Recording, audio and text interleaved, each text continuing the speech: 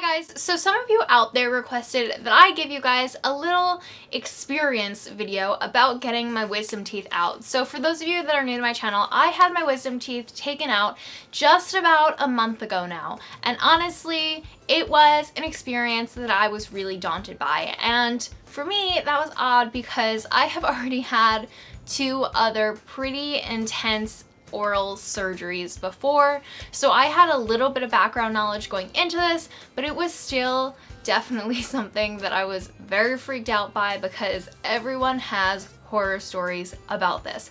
So if you guys want to hear about my experience and some of the information that I can give to you guys that's hopefully helpful and not too scary, then let's keep watching. So just a little history into my mouth before we get into the gory details of this surgery. I have actually had 2 rounds of oral surgery before this experience. The first time I was just on nitrous oxide, which is laughing gas, and it was an extraction of sorts, so it was a pretty basic surgery similar to this one, but just concerning one tooth.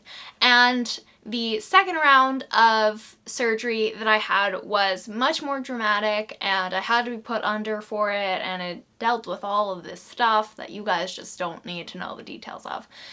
Then growing up, I obviously had braces for a pretty standard amount of time. I had it in 2 different rounds, and since then, since going through all of this, my teeth have been a huge part of my life, and I really care about dental health, taking care of my teeth, maintaining my teeth, all that stuff. So for those of you that don't know, when you have wisdom teeth, there's technically nothing wrong with having wisdom teeth. Some people are born with all of them, some people are born with 2, some people are born with none. You're really lucky if that's you. But essentially the reason why we have to get our wisdom teeth out, or 90% of people have to get their wisdom teeth out, is because your jaw can't actually fit them in most scenarios. And that's different for women and men, for different jaw types, and all that stuff, which I don't know all the details of. So I mean, the best way to find out if you have wisdom teeth is definitely to get an x-ray taken by your dentist. But essentially, especially in my case, the teeth were going to end up shifting my other teeth, and I actually noticed that on my own. So the best case for you is, or for me, was to get them taken out so that way they didn't end up disrupting the rest of my mouth or causing damage to any other of my teeth. To any of my other teeth, yes. So like I said, I had all 4 wisdom teeth that I had to get taken out. They had actually come out of the bone, so they weren't impacted. I believe that that's the right terminology. Essentially, they weren't going to be too difficult to take out, but having 4 wisdom teeth taken out at one time definitely does still make it a pretty serious kind of surgery to go through, just because you're dealing with 4 areas of your mouth at once. So one thing that I do want to also point out going into my surgery is that I happen to have a really great surgeon and someone that I was really comfortable with because I had used him in the past, and I just knew that he would do a really great job taking out my teeth. So after talking to him, we decided that we would just take all 4 of my teeth out at once, have me just go through the pain and the recovery at one time, which I was definitely on board with. So getting into the nitty-gritty of the surgery, I was expecting for there to be pretty substantial swelling and for like a solid week of recovery. And a lot of that was because I had had oral surgery before, and every time you have surgery within a certain area, the kind of recovery process is a lot worse, or it's like maybe twice as bad. So because I had had oral surgery in the past, I expected swelling to be a lot worse this time, which I definitely noticed that in the area that I had had surgery on before, which was the left side of my face.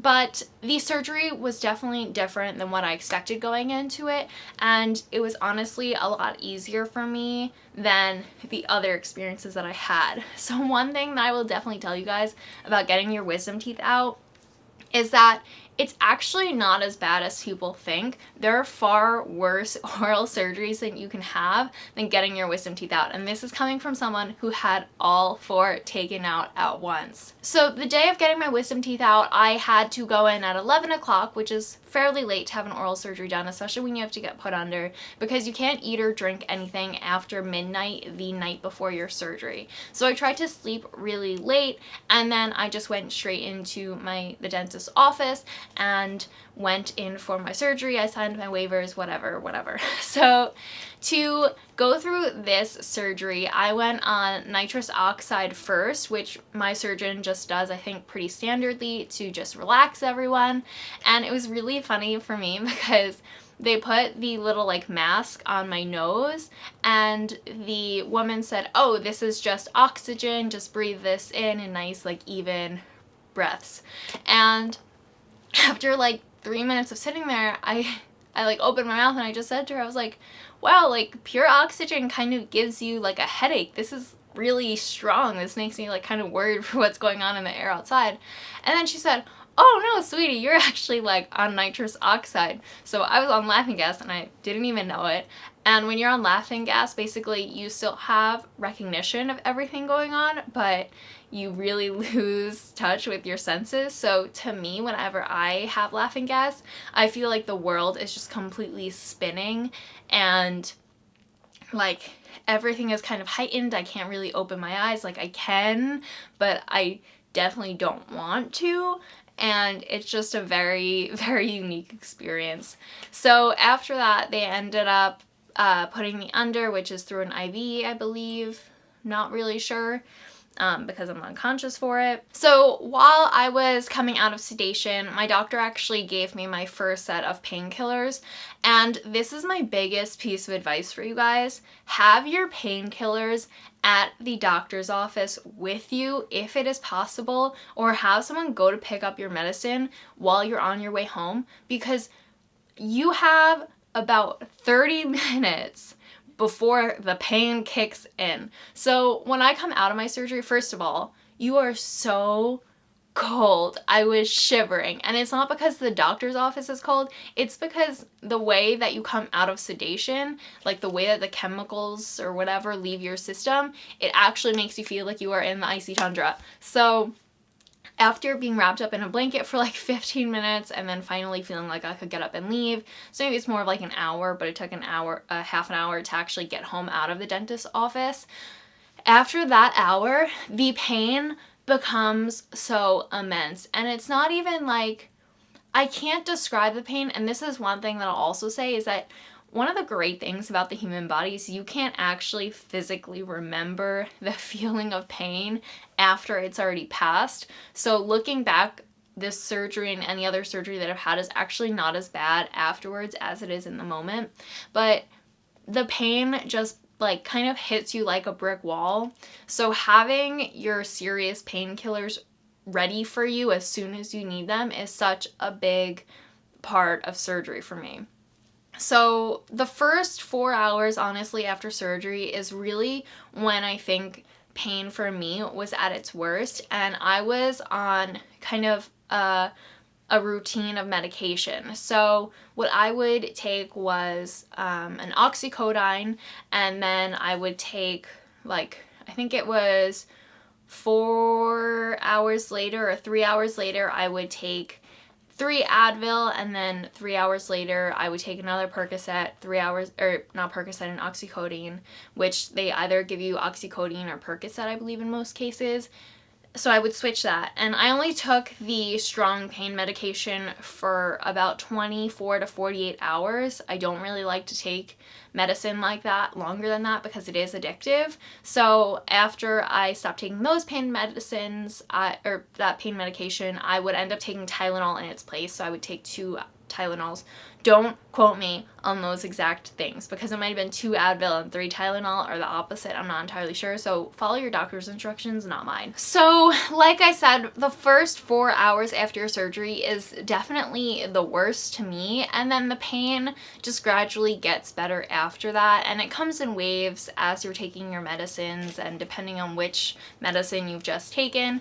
So it's definitely tolerable, but it's still noticeable for like maybe the first 2 days. Like I said, I really stopped taking the real pain medication after just about 36 hours, I'd say. As for swelling, swelling is, in my opinion, the worst part of this surgery because once the pain goes away, the swelling is what comes and it stays for about a week. So from my experience and from what doctors always tell me, swelling is always worst after the 2nd day. So I believe it's either the 2nd or 3rd day you hit your peak of swelling.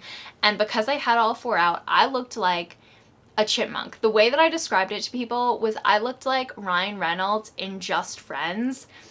So it looked like I gained about 40 pounds in just my face alone, okay? It was bad. But after the 3 days, everything starts to just de-swell. So after a solid week, I was completely back to normal. You could not have noticed a thing about me except for the fact that I had a lot of bruising. At 5 days, I went back to class. I had just a little bit of swelling in my face, but definitely not noticeable to people who didn't know me. So the swelling is definitely all gone within a week, which I've had surgeries where a month later my face is still a little bit swollen. So this was definitely not bad. One thing that I was really expecting going into this surgery was that I wouldn't be able to eat foods afterwards because with my other surgeries, I was in so much pain and I just couldn't chew, honestly, that I was on complete mashed potatoes, scrambled eggs, soup kind of diets. This time around, I really didn't have like that loss of appetite. I was actually starving all the time. So for the first like 24 hours, you can't really eat anything hot or cold and you really try to maintain that for as long as you can, honestly. But it was hard for me because of how hungry I was. So for the first like 24 hours, I tried to only eat like liquidy, really soft foods. But like I said, I had a hard time with that. So honestly, by the 2nd and 3rd day, I was ready to go back to eating things like eggs and like softer foods like fruits, and I was able to eat it all. But the biggest thing for me was that I was trying not to eat in the back of my mouth because I had these 4 areas that have basically pockets in them and you don't want to get food in there and you can't rinse or really intensely brush back there. So food was definitely the biggest surprise for me because I was ready to eat food sooner than I thought, but it was also hard because I was trying to only eat with my front teeth. By a week out, you are ready to go back to normal activity, and at that point I was ready to start eating in the back of my mouth. But this is where I have an immense fear of Google because right before I went into my surgery, people told me about wisdom teeth holes. Wisdom teeth holes. So going into the surgery, I had no knowledge of wisdom teeth holes, which is basically, I'm sure you guys probably know this because I don't know why I didn't, but when you have your wisdom teeth taken out, there are holes in the back of your mouth from where the teeth were. And with this area of your mouth, I guess, in particular, the healing process involves the holes filling in from the bottom to like where your tongue is, essentially. So on your lower jaw, it has to fill from the bottom up, and on the top, it has to fill from the top down.